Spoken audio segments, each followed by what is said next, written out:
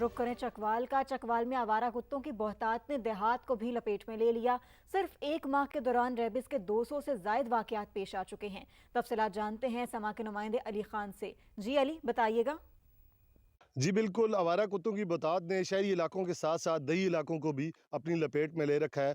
गुज़िश्ता माह से अब तक जो चकवाल के इलाके हैं मुख्तलिफ, उनमें 200 से ज़ायद जो वाक़यात हैं वो कुत्तों के काटने के पेश आए हैं। जो हॉस्पिटल्स हैं उनके अंदर जो एंटी रेबीज़ वैक्सीन है वो तो ख़ातिर ख़्वाह मिकदार में मौजूद है, मगर जो कुत्ता मार मुहिम है वो यहाँ पर मौसर तरीके से नहीं चलाई जा रही है। जो बल्दिया चकवाल है उनका ये कहना है कि वो उनके पास 40 कुत्ते हफ्तावार मारने का टारगेट होता है और वो अपना टारगेट पूरा कर रहे हैं। उधर जो दही इलाके हैं उनमें ये ज़िम्मेदारी ज़िला कौंसल चकवाल के सुपुर्द है। उनसे जब इस सिलसिले में बात की गई तो उनका कहना था कि वो कुत्ता मार मुहिम चलाने के लिए डिप्टी कमिश्नर चकवाल से खुसूसी अहकामात लेते हैं। ये भी मालूम हुआ है कि जो कुत्ता मार मुहिम के लिए जो ज़हर इस्तेमाल होता है वो भी खासा महंगा है और उस पे 1500 रुपए के लगभग एक कुत्ता मारने के लिए अखराजात आ सकते हैं। इसलिए इस सिलसिले में बजट के मसाइल जो हैं वो भी आड़े आते हैं।